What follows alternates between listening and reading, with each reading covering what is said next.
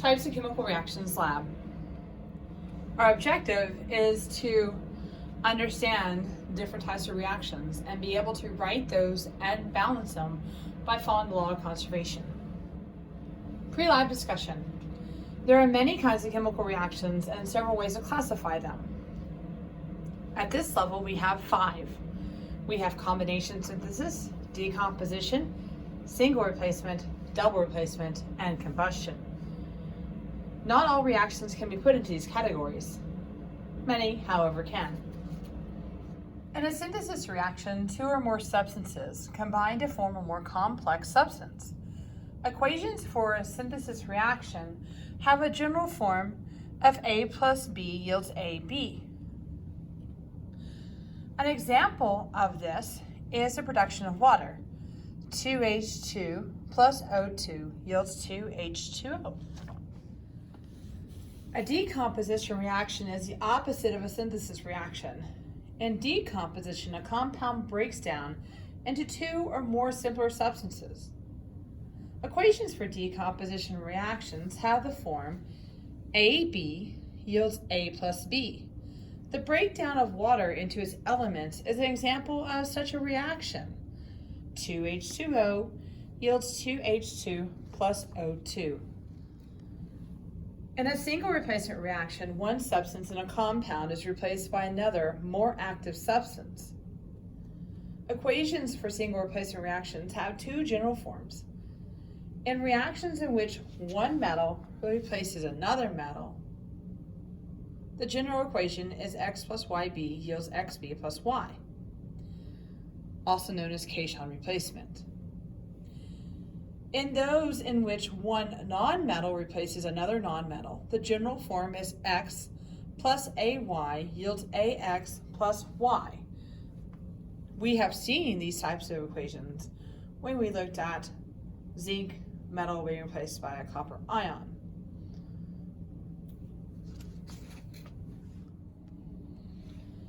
In a double replacement reaction, the metal ions of 2 different ionic compounds can be thought of as replacing one another. Equations for this type of reaction have the general form AB plus CD yields AD plus CB. Most replacement reactions, both single and double, take place in aqueous solutions containing free ions. In a double replacement reaction, one of the products is a precipitate, an insoluble gas, or water. An example is a reaction between silver nitrate and sodium chloride in which the precipitate silver chloride is formed. And lastly is the combustion reaction. In regards to the combustion reaction, I'm looking for a hydrocarbon, which simply means I have carbon with a hydrogen attached to it.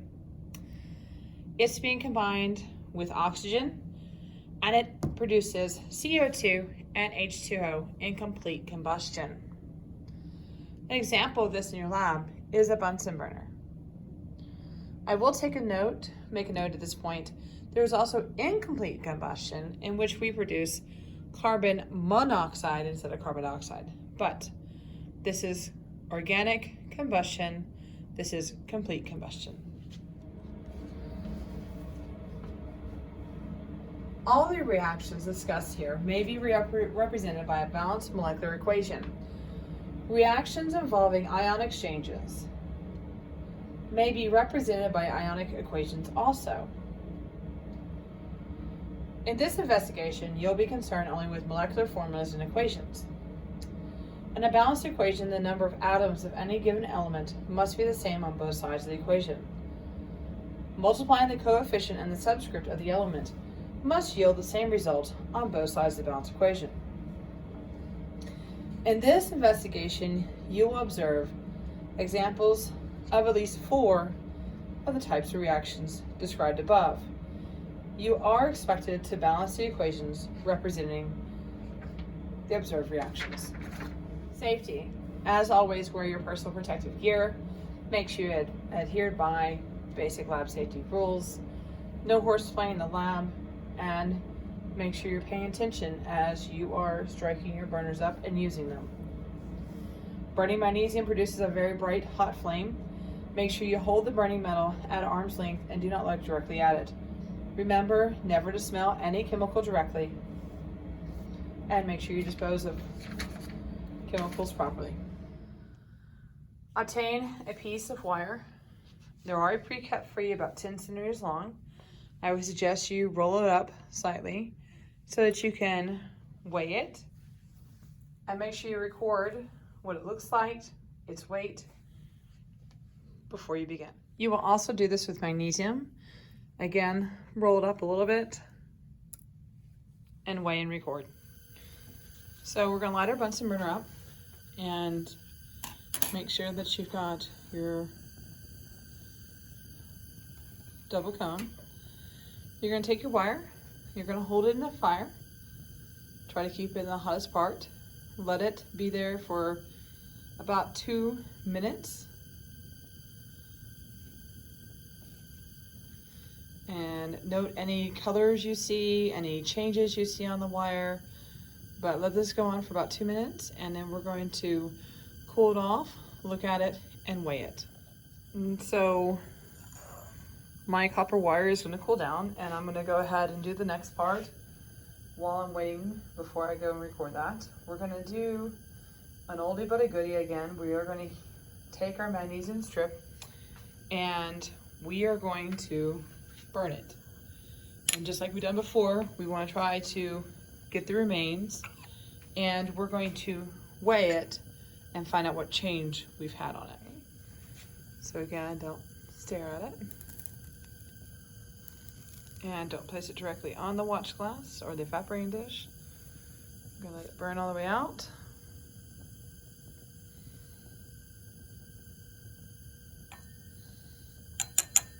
And we're gonna weigh all that. Now, if you place it on your watch glass and you forgot to weigh your watch glass before, that's fine. So what we can do is we're gonna say, okay, our whole system weighs 56.9 for the magnesium. And I can either do this or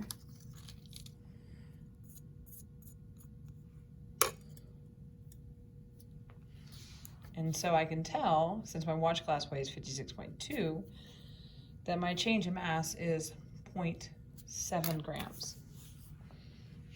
Okay, so we lost. So here's our copper wire, and we've noticed some changes. We're gonna weigh it, and it now weighs 0.6 grams. Okay, so we're on to part B, decomposition. We are going to weigh our test tube. So 21.4. And if I have copper 2 carbonate available, then you use copper 2 carbonate. If not, we're going to use copper 2 sulfate. And we're going to measure out about 2 grams of it and place it into the test tube. Okay, so I've weighed out my 2 grams, or 2.1. I've placed it inside my test tube. I've written down my observations, and we are simply going to strike up our Bunsen burner and heat it for about 3 minutes. So we're going to heat up our copper 2 sulfate. Remember to heat at an angle and don't point towards others. And we're just going to note any kind of changes we see, because it's going to be our evidence on what we're going to write for our reaction. And I know you've probably have done this one before. If we had copper 2 carbonate and we've heated it up for about 3 minutes, we would then take a burning splint and we would stick it in there. With the copper sulfate, I don't need to do that, only if I have copper 2 carbonate.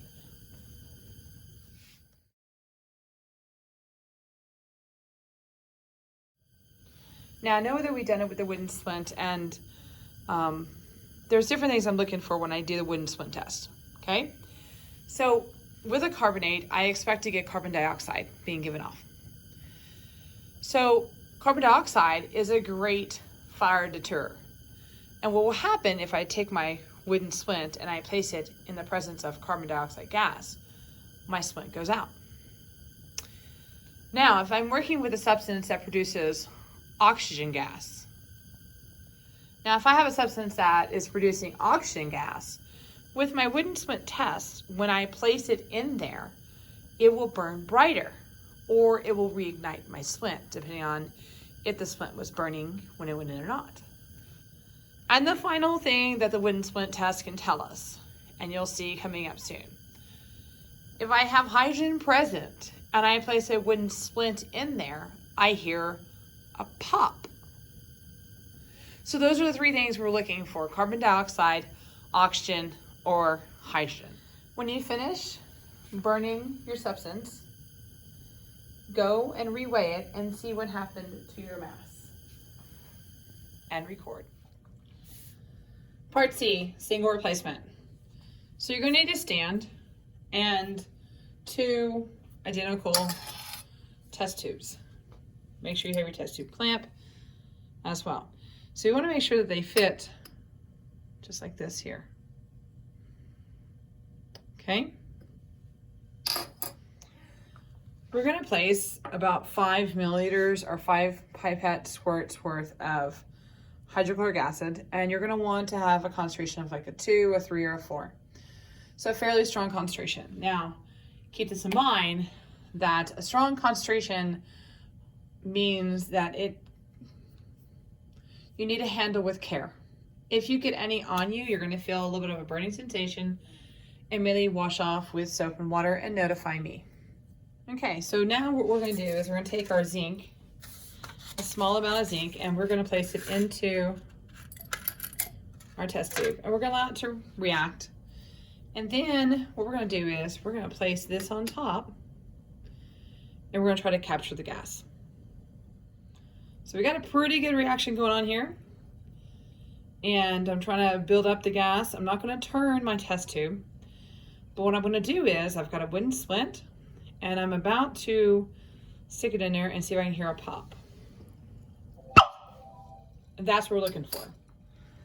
Okay, the second single replacement reaction that we're going to do involves either copper sulfate or copper chloride. Both of those will work, and zinc. And so what we're going to do is we place basically 5 milliliters of copper sulfate into the test tube.